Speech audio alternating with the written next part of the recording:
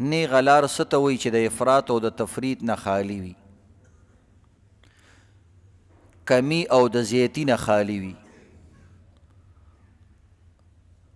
د غلو نه خالي وي. دین اسلام موږ ته د سیدې لارې په خپله باندې د تګ حکم کوي او نورو ته د دې د دعوت ورکولو هم موږ ته حکم کوي. نو دې وجې نه عزتمن به حیثیت مسلمان دا به د زیتی او د کمی نه ځان ساتي او دین به هغسې بیانوي چې څنګه طریقې سره موږ ته راغلی دی او په دین کې چې کوم گنجایشات دي د هغې نه به فایده اخلي او د هغې نه به شر او ضرر او اختلاف نه جوړوي. بعضې مسلې داسې دي عزتمندو دین د دې دپاره رالیږلي دي چې د خلکو ته د دې نه سهولت میلو شي او بعض انسان د سهولت نه ځان ته زحمت جوړ کړي، لانجه یې ځان ته جوړه کړي، یا هغه سهولت ته او هغه رحمت او برکت ته نه دا غلطه فایده اخلي. دین اسلام ډیر احکاماتو کې دوه لارې، درې لارې، څلور لارې ښودلي وي. نو د دې وجې نه عزتمندو د هغه ټولو لارو نه به فایده اخلي. نن سبا اختلافات لږ ډیر زیات شوي دي،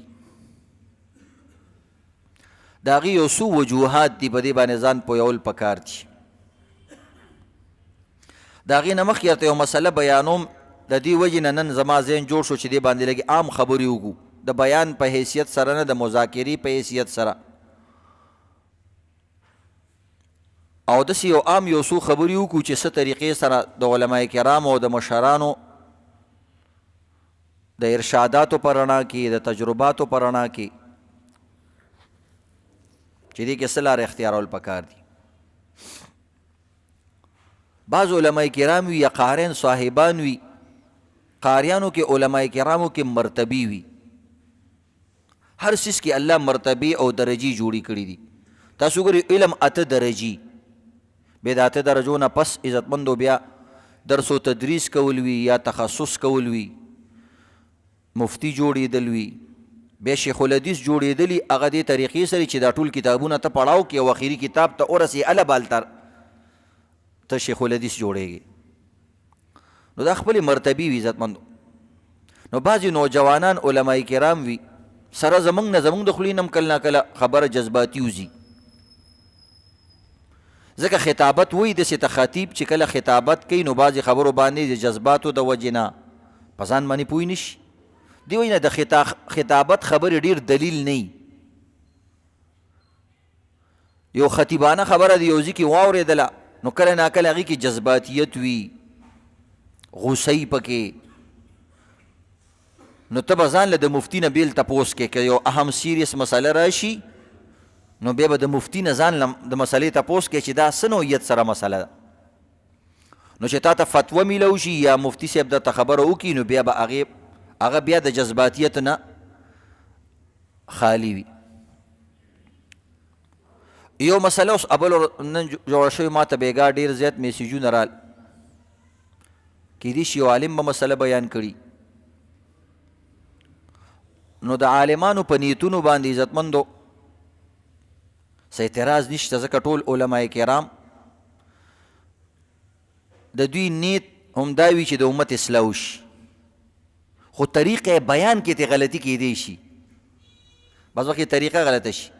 لکه اوس یو پلار د خپل زوی ته آواز کوي نو په کنزل ورته آواز وکړي د فلانکي بچیا، نو دا اوس د پلار آواز قابل احترام دی، د حکم منلم لازمي دي، خو دا طریقه غلطه وه چې سړي ته د پلانۍ زویه دی خوا راشه، یا په خپله باندې ځان ورته کله ناکله یاد کړي. نو اوس هلک به دې ته نه ګوري چې د پلار راته کنځله وکړه، هلک به دې ته ګوري چې د پلار راته د کنځله ولې وکړله، حکم یې ومنظر ورشه، ځکه غوسه یې هغه او د دې کنځلې ته خیالي. لکه یو سړی یو تبلیغي چېرته تللی، یو سړي له ترغیب ورکوه چې له الله لاره کې وځه، تبلیغ کې لاړ شه، نو هغه د زوی نه ډېر تنګ و، نو هغه خپل زوی ورته یاد کوي دا د خر بچی ځان سره بوځئ. زمونږ خلک کنځلې کوي اکثر، نو نو هغه ورته ویل که خفه کېږي نه زه به درته یو خبر وکړم. ویل نه ته خو د الله د لارې مسافر یې، ښه سړی ووایه. ویل داسې چل به وکړو چې دا خر به ترې روان کړو نو دا بچی به ورپسې په خپله راشي. چې ته دته د خر بچی وی خو ځان ته خو د خر ویلو که نه. نو کله نا کله جذباتو د وجې نه یا داسې انسان کیفیت هغه خبره غلطېدی شي، خو نیت د علماو صحیح دی. ابلوز یو سړي یورپ نه ما ته ټلیفون وکړو، ما ته وایي چې یو عالم داسې مسله کړې ده چې څوک یورپ کې وي نو هغه د خپل ایمان تازه کړي او نکاحونه دې وتړي، چې دا خبره څنګه ده. نو ما داسې هم کولی شو چې ما د دې عالم خبره چورلټه غلطه ده، دا نه پوهېږي او دا داسې دی او دا داسې دی. یعنې خبره صحیح نه ده. خو اوس موږ ته پته نشته چې هغه عالم دا خبره هغه وخت کې بیان کړې ده، هغه په څه کیفیت بیان کړې ده، د چا دپاره بیان کړې ده، ولې بیان کړې ده. ځکه دا خبره بعض صورتونو کې صحیح کېدی هم شي که نه. مثلا یورپ ته یو سړی لاړی او د هغه عقیده خرابه شوه، یا داسې خبره یې وکړله چې د هغې د وجې نه د هغه ایمان خراب شو، نو هغه به ایمان تازه کوي که نه. نو ما ورته بچه دا خبره صحیح هم کېدی شي او موږ ته پته نشته چې دا عالم دا خبره په کم پوزیشن کې دا خبره کړې ده. کېدی شي تا دپاره دا خبره نه کړي، دا به خاص د یو سړي دپاره کړي، هغه به ترې د مسلې تپوس کړي، نو هغه ویل داسې قسمه سړی که په یورپ کې اوسېږي نو دا د خپل ایمان تازه کړي. نو ګوره موږ د هغه عالم د عزت هم خیال وساتو. بیا مې دته مسله مښودله چې په یورپ کې هم داسې کسان شته چې زمونږ پاکستان نه به په هغه کې زیات ایمانی. دا ضروري نه ده. روس کې به یو سړی وي او د هغه ایمان او د هغه اعمال به د پاکستاني مسلمان نه 1000 درجې ښیي. نو تسلي مې هغه له ورکړه چې ته مه پریشانه کېږه. بیا مې ورته ویل دا عالمان چې تیزې خبرې کوي د دې فایده څه ده. ګوره د هغه بل عالم عزت مې د هغه په زړه کې کېنو، یعنې خبره ظاهرا غلطه کړې ده خو موږ ته د هغوی پوره حال نه دی معلوم. ما ورته ویل بچه ګوره د عالم د خبرې فایده درته معلومه شوه. ویل څه فایده ده؟ ملې ګوره که دې عالم دا سخته خبره نه وی کړې تاسو د ایمان فکر نه پیدا کېدو. ویل ماشاءالله الله دې عالمان ژوندي ساتي چې په داسې په هره خبره کې زموږ د ایمان فکر وي. تا سره د ایمان فکر هم د دې وجې نه پیدا شو چې هغه عالم دا خبره وکړله چې څوک ګوره دې ملکونو کې اوسېږي د دوی ایمان ګډ وړي، نو تا سره زر فکر پیدا شو. تا ویل زه د خپل مفتي صاحب نه تپوس کوم چې ورته ایمان مې خراب نه وي. نو دا احساس تا ته هم حق عالم درکو، ما درته نه دی درکړی، ما خو درته جواب درکو. احساس تا کې هم دغه عالم. او ما ورته ویل داسې کار به کله نبي علیه صلات وسلام هم یو مسله کله سخت انداز کې پیش کوله. دا هم د پیغمبر ترتیب دی. کله نا کله چې کم خلک د یو عمل نه منې کې نو هغه عمل اهمیت به ډېر بیانې، او چې کله نا کله د یو څیز نه منې کې نو د هغه څیز شناعت، برایي او بدوالی به سخت انداز کې بیانې، نو البته هغه سړی د هغې نه لرې کېږي. که ته ورته نارمل خبره کې نو بیا خو ترې نه منې کېږي که نه. نو ګوره د احادیثو په رڼا کې مې ورته د هغې هغه جواب بیان کو. ملګرو نبي علیه الصلاة وسلام وایي چا چې مونځ پرېغوستو کافر شو، چا چې ریا دپاره روژه ونیوله نو دا مشرک شو. نو دلته حقیقي مشرک او کافر کېږي نه، خود دا نبی علیہ الصلوۃ والسلام د دې مسلې شناعت بیانوي چې مړه مسلمان به یو لا مونځ به نه کوي، مونځ خو چې څوک نه کوي هغه خو داسې لکه کافر. خو نبی علیہ السلام صراحتا ویل کافر کېږي داسې ډایرک انداز کې چې د دې خلکو په ذهن کې د دې مونځ اهمیت پیدا شي. نو علماء بیا وروسته تشریح وکړه چې د دې مطلب دا دی لکه څنګه چې کافر مونځ نه کوي نو چې کوم مسلمان مونځ نه کوي نو په دغه ټایم کې دا د کافر سره یو شان شو. مطلب یې دا دی ځکه هغه مونځ نه کوي ته مونځ نه کوي. لکه یو سړی روژه هغه خوراک نه کوي او یو سړی وایي زه بیمار یم، مو یو ستا هم داسې ده لکه روژه. نو د دې مثال داسې نو پوره دین باندې ځان پویول د دې دپاره د ډېر علم ضرورت وي. نو اکثر عزتمندو نوي الکانی خطیبانی موږ هم داسې چل شوی دی. موږ چې نوي خطیبانو داسې کېږي انسان نه یو خبره لږه زیاته بیان شي، زیات حده پورې، نو بهتره خبره دی چې خپل اندازې پورې خبره بیانوي. د دې تمهید نه د بعد یو مسله اوس بیانو چې دغه مسله راله کېدای شي یو عالم به دا مسله بیان کړي، خو ما ورته ویل د عالمانو په نیت باندې به شک نه کوئ. عالمانو سره د امت غم وي، خو کله کله د هغه انداز یا هغه شکل صورت داسې ښکاري یا هغه الفاظ لږ مخکې وروستو شي نو د دې د وجې نه هغه مسله موږ ته ګډه وډه ښکارېږي نه نیت د هغه کې شک نه وي. ځکه چې کوم انسان 15 کاله د امت د خیر دپاره په مسافرۍ کې تیر کړي، 15 کاله عزتمنو دال کور خو باندې ټوله زندګي تیره کړي، د جامو کپړو د پټکي پتې په طالب علمۍ کې نه لګي، نو دا انسان څنګه بدخوا کیدی شي؟ خدا دې چې انسان الله کمزور خطاکار پیدا کړي، خطایی دې کیدی شي، انداز ته خطا کیدی شي. نو یو عالم وی مسله بیان کړې ده چې کم انسان مثلا وی او دس کوي او جمع ولاړی او دا وی چې مثلا چې راشي زه 2 رکعاته مونځ کوم په دې حاضر امام پسې، وی دا دروغجن دی، کذاب دی. نو هغه د نیت اصل کې دراصل مسله بیانې او د نیت مسله یې صحیح بیان کړې ده. خو دې مثال کې انسان چونکې نیت کې خلک ډېر غلو کوي، ډېر زیات ټکي پکې یادوي او د ده نه مونځ هم لاړ شي، رکعت هم دې لاړ شي، نو د هغه جذبه صحیح ده چې دا خلک صحیح شي او د دوی دا مونځونه هم صحیح شي او مستحب یا نفلی شیز یا غیر ضروری شیز دی پریدي، هغه ضروری شیز ته دې پام وکړي. امام سره دې زر زر ملګری شي چې سورت فاتحه ورته میلاو شي، پیله رکعت ورته میلاو شي، سورت ورته میلاو شي، بهترین مونځ تکبیر الله ورته میلاو شي، ځکه تکبیر الله خیر من الدنیا وما فیها، د ټولې دنیا او دنیا کې چې صحیح د دې نه بهتر دي، نو د هغه جذبه صحیح ده، موږ ورته غلط نشو ویلی. نو هغه وایي چې بی چې راشي بس الله اکبر کوه، نیت دې د کور نه وي چې بس زه دا مونځ کوم، بس الله اکبر دغه نیت دې کافي دی، نو دا خبره هم په خپل ځای صحیح ده. خو هغه پکې لږ شان یو خبره ته لږه زیاته شوې ده.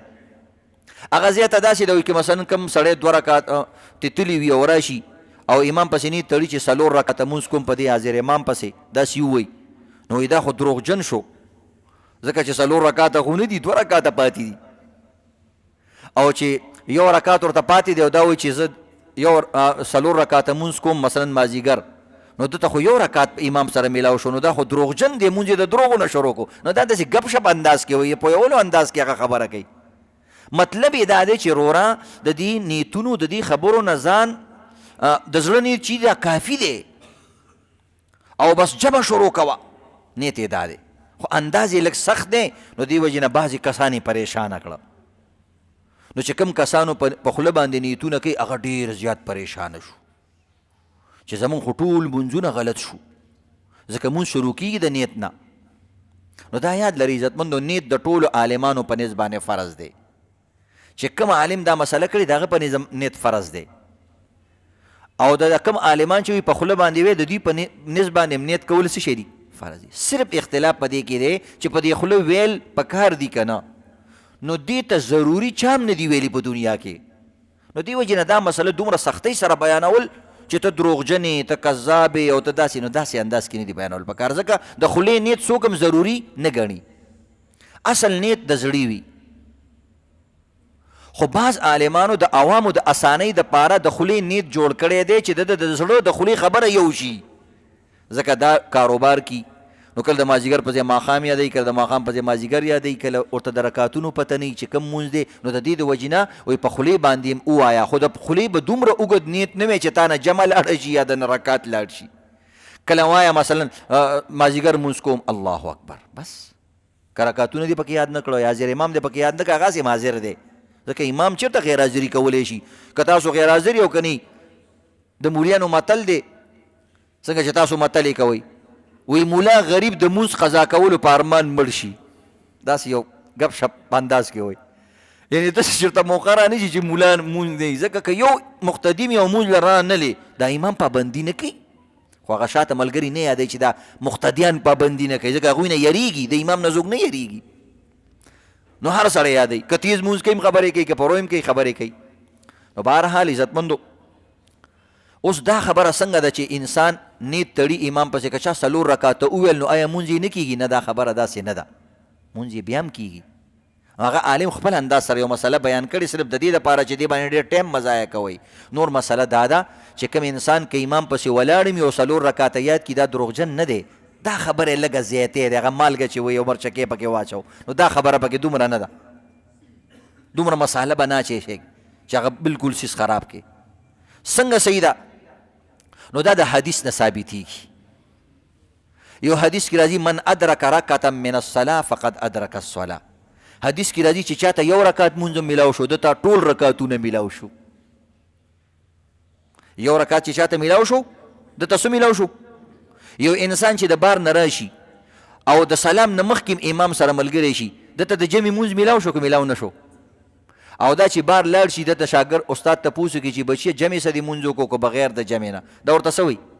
وایي جمع سره مې مونځ وکړو. نو بیا خو دا هم دروغجن شو ځکه چې جمع خو 4 رکعات او د صرف سلام را ګرځولی دی، خو د الله په کتاب کې هم دته د جمع ثواب میلاویږي، د پیغمبر په کتاب کې ورته میلاویږي او د عوامو په کتاب کې ورته میلاویږي. خلک وایي او جمع را لاندې کړه. نو دې کې څه دروغ نشته، دا دومره خبره نه ده. ځان ته مسله مه جوړوئ، دومره مه پریشانه کیږئ او د عالمانو په نیتونو هم شک مه کوئ. دا صرف ستاسو د فکرمندۍ دپاره یو خبره کوي.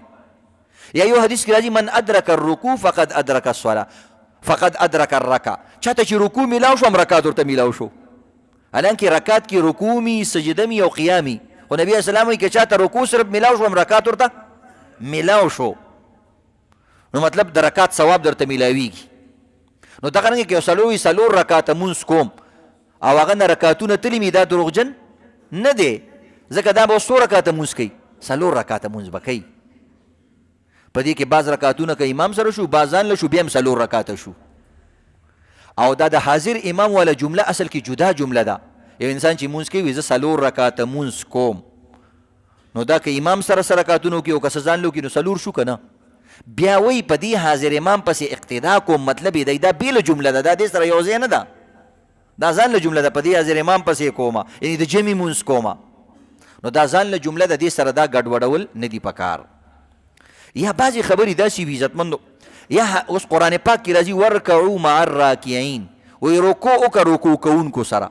ټول عالمان وایي د دې نه د جمع مونځ مراد دی، حالانکه د جمع مونځ کې صرف رکوع که نه نور عملونه مي، 50 عملونو نه زیات عملونه دي په جمع کې، خو په قرآن کې ورته صرف څه ویلي ده؟ رکوع. وایي رکوع کوه رکوع کوونکو سره، صرف عظمت ښیي چې دا رکوع یو غټ عمل دی، یو بهتر عمل دی. نو د دې وجې نه عزتمندو دې ته مجازي خبرې ویلی کېږي، او قرآن او حدیث کې او په فقه او اصول فقه کې او په عام خبرو کې مجازي خبرې ډېرې چلیږي. نو چې کله انسان وایي په دې حاضر امام پسې مونځ کوم 4 رکعاته، نو دا کله نه کله مجازن هم ویلی کېږي، یعنی خدای دې زما دا باقي رکعتونه داسې کي لکه د جمع. او واقعي دقسې حدیث کې راځي که کوم انسان ته 1 رکعت هم میلاو شو نو داسې دي لکه 4 رکعاته چې د جمع سره وکړو، یعنی ثواب درته د هغې میلاویږي.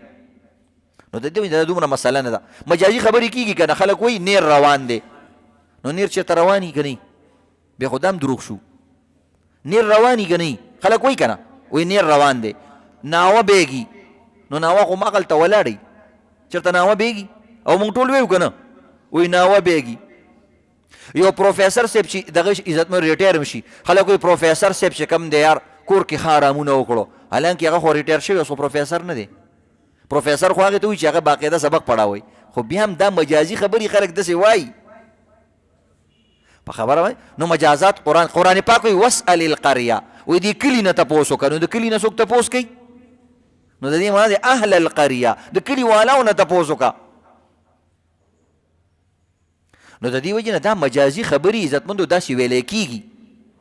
یو ځل یو ماشوم د لطیفې په طور باندې کله چې دا پخوا 100 روپۍ وه 8 انې وې او 4 انې به وې، بعضې داسې پیسې به وې 10 پیسې 5 پیسې. نو ما سره یو سیکه وه، نو یو ماشوم ته ما ویلې ما پیسې واله، نو هغه واغستې د مولي صاحب زوی ما سره ګپ لګو، نو ما چې ورله ورکو وایي دا خو نه چلیږي، دا نه چلیږي. نو د هغه یو مرادو، نو ما په ځمکه باندې داسې خوی کړه، ما ګوره چلیږي. هغه ماشوم وخندلې چې هغه سر نه و چې اوس درته څه ووایم، ما ګوره چلیږي.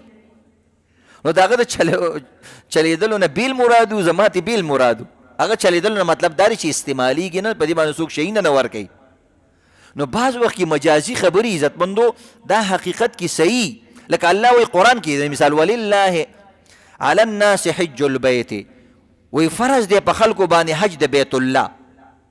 نو حج کې صرف بیت الله که نه، صفا مروه او مینا دم پکې، دا ټول پکې، خو دا اهمیت صرف ښیي چې بیت الله حج به کې. نو دا نور کارونه مو سره کېده ته به داسې نه کې چې صرف بیت الله نه به تاویږم او دا نور کارونه نه کوم، ځکه دا نورو قرآن ایتونو کې راغلي، نورو او سره روایتو کې راغلي دي. نو دغه طریقې سره عزتمندو خیر دی د مسلې نه دومره مسله مه جوړوئ. موږ ولیم هم کله ناکله سهوه کېږي یا یو مسله بېل انداز کې بیان کو، خو د چا په نیت باندې به شک نه کې. اوس دلته یو څو مسلې عزتمندو، دا مذهبي اختلافات تو کې یو دوه کارونه کوي عزتمندو، یو د علماو کار دی او یو د عوامو کار دی. دا اختلافات عزتمندو تر قیامت ورځ پورې نشي ختمېدی، یو دا ذهن کې کېنوئ. او نه د دې ختمول چې کوم جایز اختلافات دي د دې ختمول لازم هم نه دي چې ته ټول مولیان دي یو شي، دا خبره غلطه ده. ځکه روایتو کې راځي او د امت په دې باندې تقریبا اجماع ده چې په اختلاف کې رحمت دی. اوس رحمت نه من یا تاسو په خپل ځان ته زحمت جوړ کړی نو د دې خو اوس دین ذمہوار نه دی کنه. لکه اوس مس په دنیا کې عزتمندو 4 مذهبونه دي او موږ ټول وایو 4 مذهبونه حق دي. اوس تا ځان ته چې کوم دی مثلا هغه بل مذهب والا مخې ته داسې سخت جوړ کو چې تا ته ځان ته دشمن جوړ کو، نو دا خو ستا غلطي ده کنه. نو عوامو له پکار دا وي چې په اختلافي مسایلو کې یو بل سره مقابله نه کوي، یو بل سره مقابله نه کوي. بعض وخت کې یو امی سړی راولګېږي یو امام ته خبره وکړي، دا د عوامو غلطي. یو امام یو خبره یاد کړي د بل مولا نه د فیسبوک نه، د خو ټول کتابونه یې کتلي خو یو خبره د چا نه یاده کړي، نو یو بل عالم له راشي هغه ته خبره وکړي نو هغه مولا ورته غلی پاتې شي. دا سړی مولا مې هم دله غلی کو. دا کیدی نشي چې یو سړي 10 کاله سبق ویلی او تا 10 منټه فیسبوک وکتلو ته د هغه چېرته برابر کیدی شي. لکه تاسو دکانداران یې، زما ښایسته ګیرم ده پټکې مې په سر کړی دی، خو تا ته ویم هلکه زه ډېر نیکعمله سړی یم، دا دکان دې راته یو 10 ورځې پرېږده او زه به دله دا دکان دومره کامیاب کړم، زما په ایمان کې او په عمل کې خو شک نشته. ته وایې مولوي صاحب خدای ته وګوره ستا ایمان کې هم شک نشته دی او په عمل کې هم دې شک نشته، خو دا دکانداري بیل علم غواړي. زه وایم هو ته اوس زموږ د دې علم نه د دې دکان علم زیاتې، ما 20 کاله علم کړی دی او دکانداري به صحیح او علم به صحیح. اوس ته وایې چې د مولا سره خبرې کوم خو ځان خرابومه، مولوي صاحب په دې خبره دې پویولی هم نشم، خو دا ته نشي کولی هم دغه به راته وایې. زه به تا ته څه وایم خو مولوي صاحب نشم واله کولی. زه یم ګوره زه مولوي صاحب دومره خاطر خو مې وکړه که نه چې یو 10 ورځې دله دا دکان فری کې چلومه. هغه وایي فری کې چلې خو چلولی یې نه شي او هر څه به دې راله ګډوډ کړي. داسې ده که نه ده؟ تاسو کې یو کس موږ ته دکان نه حواله کوي او دې باوجود چې ته وایې چې تاسو دا هم تسلیموئ چې د مولوي صاحب علم زموږ نه زیات دی. داسې خو پکې څوک نشته که نه چې مثلا د خپل استاد نه هم زیات پوهېږي، تاسو کې خو دوسه کلکلا خان څوک نشته که نه. بهرحال نو خو دکان به هم ماته نه حواله کوي او ستا خبره صحیح ده، که زه د پورې زورور کېږم زما خبره غلطه ده. ځکه دنیا دکانداري بیل یو نظام یو سیستم یو دغه غواړي. دقه شان عزتمندو چې 10 کاله یو سړي علم کړی دی او تو ورته ځان نه قلقلا خان جوړ کړي چې هغه ته اوس مسله کوي چې دا داسې ده دا داسې ده، نو دا اوس ته چې کوم دی مولوي صاحب که ته یې زه مولوي صاحب پوه نه کړم که نه، مولوي صاحب پاګل دی چې داسې جاهلان پوهوي چې ته 10 کاله یو سړي علم حاصل کړی ته هغه ته ته نه پوهېږې او زه پوهېږم، نو دا سړی د چا پلار پوهولی شي چې هغه دومره قمقري چې دا د 10-15 کالو والا علم یې حاصل کړی دا نه پوهېږي او زه پوهېږم، نو داسې سړی د چا پلار پوهولی شي؟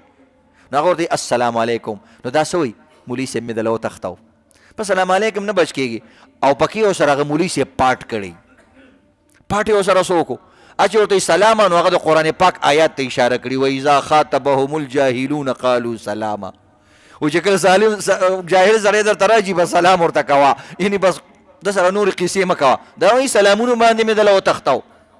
نو دا نور هم جاهلي چې داسې خبره کوي ځکه د قرآن د آیات مطابق دا جاهل شو. نو دې وجې نه عزتمندو عوامو له نه دي پکار چې په علمي مسلو کې علماو سره بحث مباحثه کوي.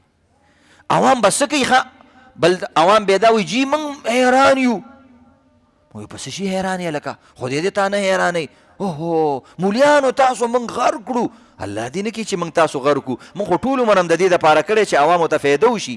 په څه شي غرق شوې؟ یو مولا یو څه وایي بل مولا بل څه وایي، نو موږ یو ظالمه دې کې خو ستا فایده ده که نه، ته په خپل فایده او نقصان هم نه پوهېږي.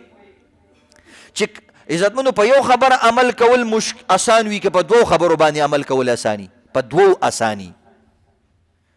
ځکه که یو باندې لاړې او لږ ګران خو دې بل ته راتاو شه که نه، او که په بله ګران شو نو بیا بل ته ورتاو شه. نو د مولیانو اختلاف عوامو له فایده ناک دی. څه شی دی؟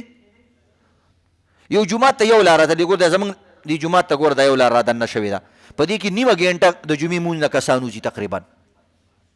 که د دې دوه لارې وی نو د دې نه به تګ اسان وی که نه. او قمقل سړي ویلی مړه جومات کې اختلاف جوړ کړی، دوه لارې وله جوړې کړي دي، دا اوس صحیح، خو یو لارې به یې جوړه کړې وی نو اتفاق سره به په یو لارې تللی. اوس دا قمقل سړی دی. او چې کوم سړی وي نه دوه لارې ښي، ابل ورته ته اختلاف ته هم ښه وی، دا اختلاف نه دی، دا سهولت دی. نو څلور امامان چې دنیا ته راغلي او دغه رنګې د دې نه علاوه نور مثلا امامان دي، ابن قیم رحمت الله، ابن تیمیه رحمه الله، د هغوی پسې کم کسان روان دي، هغه خلک دې ټولو د امت دپاره کوشش کړی چې سهولت پیدا کړي. نو د دې عزتمندو فایده کله ظاهرېږي، کله ناکله داسې چلو شي چې په یو ځای کې یو مسله د یو امام په نسبت باندې سخته شي.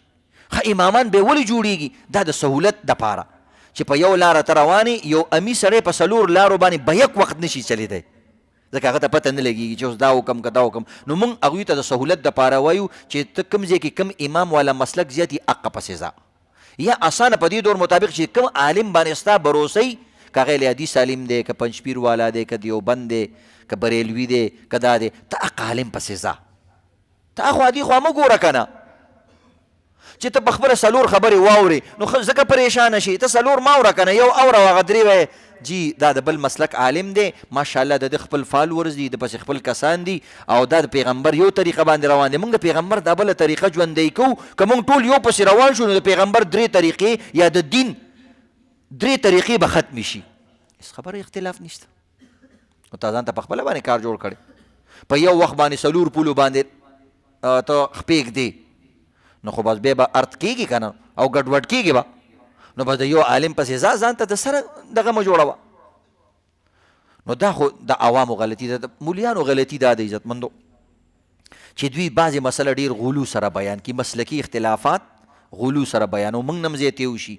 الحمدلله زما دا مزاج دی چې کله زه داسې مسله وکم او ما ته ډېر کمنټس په هغې باندې نیګیټیو راشي د خلکو زړه، بس هغه پوسټ د سره نه لرې کم د خپل پیج نه، کوشش کوم حتی الوسع. او زما مسلو کې داسې ډېر اختلافي ویم نو که اختلافي مسله وي نو هغه زه یو نارمل انداز سره پیش کوم چې عوام پریشانه نه شي. خو د عوام پریشاني موږ نه جوړو، دا ځان ته پخپله جوړوي. دا د ډېرو مولیانو د ډېرو دغه نه فایده لي. خبره باندې د ټولې دنیا نه ته دکان کې مال نشي راغوښتی، اکثر کوشش کې یو شی نه مال راغواړي، او دا انسان کامیاب رواني. اسې اچار ځان ته نه جوړوي، وایي مړه زه ډېر کارونه نشم کولی. ته یو کپړې والا ته ووایه وایي د دکان کې لږ اچار مو لګوه، اچارو کې نن سبا ډېره مزدوري ده. وایي مړه خدای ته وګوره دا ستا دا خبره د کولو ده یار. او یقین وکړه که د دکان مخې ته اچار ولګوي فایده هم پکې وي. رمضان کې بعضې دکانداران یې لګوي مه، خو دا د قمقل زړي کاري. هوښیار سړی بس یو کار کوي، مزیدار یې کوي، ښه انداز کې کوي، او په هغه یو کار مکمل ځان پوهی، بل کار ته نه کوي. یا اچار والا ته ووایه چې مثلا په دې اختر کې کپړې ډېرې خرڅېږي، او وایي مړه که دوه تنونه م راوړو ټول به رانه په اچارو کې ګنده شوي، بس په قلاره کښېنه داسې مشورې د سره ورکوم مه. ټیک ده فایده پکې ډېره ده، خو د دې خپل کار نه مه کې. وایي خارو د کارغه چل زده کو چې دا کارغه ډېر مزېدار ډیسکو ځي، نو هغه خارو د کارغه چل زده کو، نو چې لږ دوه درې قدم یې واغستو راپرېوتله، نو چا ورته ویلي چې هغه خپل انداز کې وایي هغه خپل چلم رانه هېر شو. نو بیا هغه خارو هغه خپل چلم نه ورتلو چې هغه زما چل څنګه دی. نو نه د کارغه په شان تللی شوه او نه بیا په خپل چل باندې نه شو تللی، سرکونډۍ والي. نو دا مذهبونه عزتمندو دا د سهولت دپاره لارې جوړې شوي، ته دې لار باندې ځه، ته دې لار باندې ځه، زه به دې لار باندې لاړ شم، منزل ته به اسانۍ سره ورسېږو. که کله بالفرض زموږ لاره بنده وه موږ به په دې بله لار ځو، خیر دی که ستا بنده وه ته په دې راځه. مسلکونو کې داسې ډېرې مسله شته. مثلا زموږ امام صاحب رحمت الله علیه مسله ده چې ښځې خاوند ورک شي نو یو څه کم سل کالو پورې د انتظار کوي. وروسته امامانو سوچ وکړو چې د امام صاحب دا مسله د دې وخت مطابق کمزورې ده یا عمل پې نشي کېدی، نو بس امام مالک صاحب باندې مسله باندې ټول رواني چې څلور یا 15 کاله وخت وله ورکوي ټایم له. که ته ورته ډېره هم ووایې ښځې ته انتظار وکړه، اوس 4 کاله هم نه کوي. اوس مولیانو نور هم راکمه کړې ده چې ښځه داسې خطرناکه شان ښځې یا خوا دې خوا ښځې او ګرځي را ګرځي، نو خیر دی کال نیم پس هم ورته بس واده بدله بل وکړو، خو قلار کېنه او سچل بدله وکړو، خیر دی منډې مه وه، بس اجازت وله ورکړه. بعضې کسان وایي د امولیان مسلې بدلوي، کله یو څه وایي کله بل څه وایي، لکه د جدید مسایلو کې موږ خبره کوو کله ناکله. نو عزتمندو دا ستا دماغو کې فرق وي چې کله حالات بدل شي د شریعت انداز دا دی د سهولت د دور بیل مسایل وي او دغه رنګ عزتمندو د رکاوټ د دور بیل مسایل وي.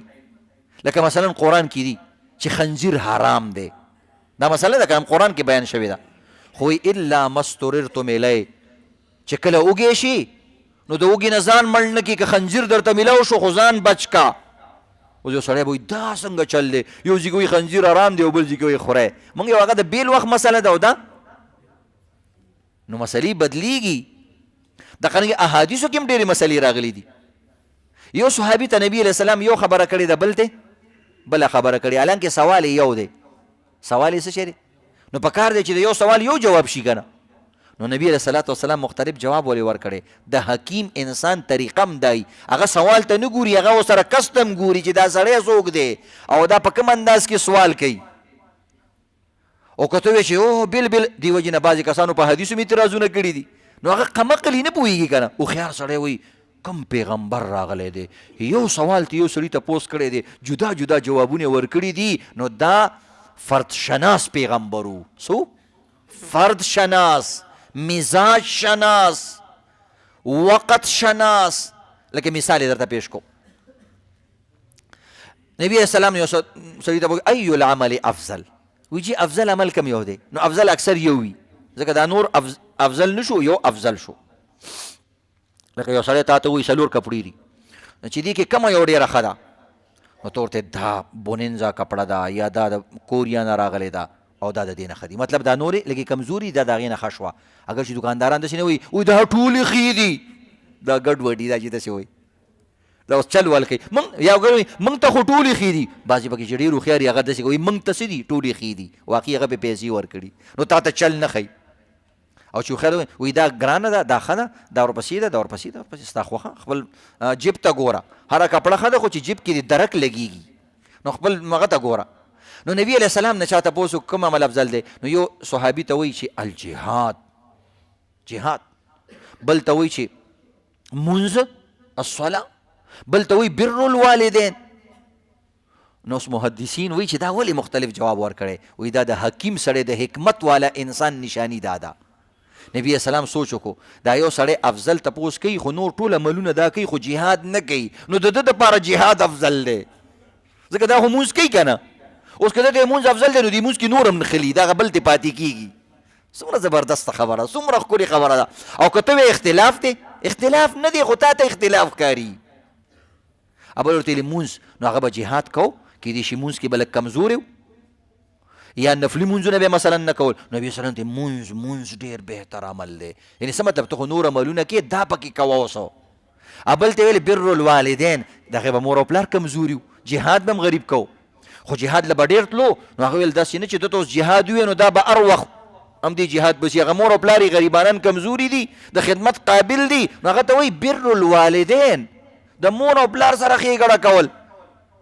دې طریقې سره عزتمندو کله ناکله عالمان یو ته یو جواب ورکي، بل ته بل ورکي، بل ته بل ورکي، دا د حکمت په بنا باندې، نور هغه جواب غلط نه. لکه عثمان یو سړي تپوس کوي نسوار کاروبار څنګه دی؟ اوس دې خلکو ته دا جایز دی، بعض عالمان وایي ناجایز دی. موږ ورته څه ویلې؟ موږ دا بې برکته منحوس او نقصاني کاروبار دی او دې کې هېڅ شک نشته. سرګټ خرڅول او دا مردار شی نه خرڅول، ولې نقصاني شی خرڅوي؟ خو بعضې کسان هوښیاري جي ما ته صراحتن ووایه نسوارو سره اودس ماتېږي که نه ماتېږي؟ موږ ورته خیر دی اودس کوه. اوس خلک ډېر هوښیار جي نه نه جي یس آر نو، یس نو کې جواب راکړه. دا اوس خلکو شارټ کټ جي شارټ کټ جواب ورکړه. هلکه عالم چې تا ته یو اودس کوه نو دې کې دې خیر دی، ځکه نسوارو سره کله ناکله سړي تیلی کولاو شي کېدای شي باد دې وتي که نه. تاسو وګورئ باتروم کې د نسوارو چونډۍ ډېرې پرتي، نو د نسواري سړي بغیر د نسوارو نه تقاضم نه کېږي چې چونډۍ واچوي بس غرب ورکړي بیا. نو د دې وجې نه عزتمندو دی یا فقهاو لیکلي چې انسان کنځلې منځلې ردې بدې دا څیزونه وویل نو اودس کول پکار دي. نو چې دا اودس وکړي نو حدیث کې اصل کې راځي اودس سره ګناهونه رجیږي، د هغوی دې خبرې ته نه ځي، ګینې اودسو سره نه ماتېږي، خو فقهای کرام یو بل نیک مقصد په زړه کې لري. اوس یو سړی وایي دا په چېرته په حدیث کې راغلي، نه هره خبره حدیث کې نه وي، بعضې د حکمت خبري.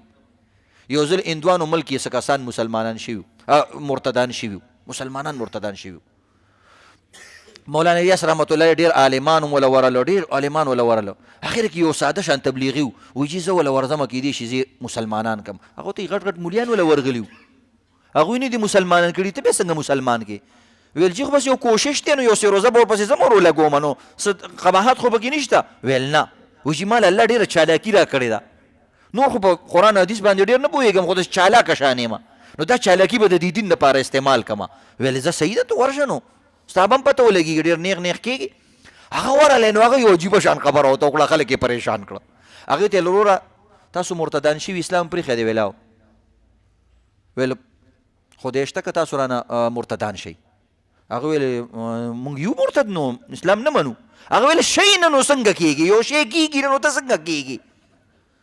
نو هغه حیران کړه چې څنګه نه کېږي. ګوره یو وهم یې ورته ذهن کې ور واچو، یو خبره یو بو یې ورته جوړ کړه. وایي ما دا کېدل او نه کېدل پکې څنګه وي؟ خو بس مونږ یو که نه اسلام نه منو، کلمه نه منو، فلانې نه منو، نور پکې څه شی؟ وایي نه مړه ته کېدی نه شي که نه. وایي څنګه نه شمه کېدی؟ نو هغه ورته د ځان نه یو خبره جوړه کړه. ویل ګوره تاسو سنت شوي یئ که نه؟ ځکه خو مسلمانانو پیله. ویل بلکل سنت شوي یو. ویل دا کوم مذهب ته چې تاسو اورېدلي دي کې سنت نشته، اوس به څه کوئ؟ او هغې کې سنت نه خو څه فرض او واجب خو پکې نه و که نه، خو به سړي پریشانه کړه. ویل اوس به څه کوئ؟ ها یو کار کېږي، څه خبره نه ده، که صحیح کافران کېږي زه درته چل ښیمه، ځکه موږ څوک په زور نه مسلمانو، چل هم درته ښیم، څه خبره نشته دی. خو ګورې هسې نه چې نه بیبي او نه لالا او د سرحد وزیر اعلی څه بل شی ته نه جوړ نه شي او څه بل شی نه شي، نور هم پریشانه کړه. ویل کېږي به څنګه؟ ویل اسان کار دی منه، چې سنت شوې کومه ټوټۍ چې دنه کټ کړې ده هغه غوښه را پیدا کوي، واپس یې وګنډئ، بس ډایرکټ کافر کېږئ. خو که دا مله پیدا نه کړله که نه، نو نه به مسلمانان شئ او نه به دا بل شی شئ. هسې بعضې کسانې بعض وخت یو خبره د انسان اثر وکېږي، خبره غلطه ده، دا خبره نه قرآن کې شته او نه حدیث کې شته چې په دې باندې سړی نه کافر کېږي. خو هغه خلکو باندې دا خبره عجیبه شان ولګېدله. بیا سوچ وکړو چې هلکه نه به دا شو نه به دا شو. چا ورته ویلې چې هلکه مسلمان کېدی خو شو که نه؟ وایي هو مسلمان کې سنتي شته که نه؟ دې دین ته واپس هم راتلی شي ځکه سنت شوی، کټاسر یې به دې خوا راځه. به سړي واپس یو څو کسان پکې یا ټول کسان څه کسان واپس اسلام ته پکې راواورېدو. نو زمونږ یو مولوي صاحب ویلي وایي ښه دی چې دې وخت کې دا نور خلک نو چې دې نور کافرانو ته دا نو ویلي چې هلکه ګورې دا خبره قرآن او حدیث کې نشته. وایي سړي بیا واپس چې کوم دی په دغه نوره خبره باندې کړی وی. نو بعض وخت یو انسان یو خبره کوي هغه صرف د پوهولو دپاره وي یا د اسانۍ دپاره وي. الله دې عمل کولو توفیق راکړي. زه یو درې کې شاباش اذان وکړه.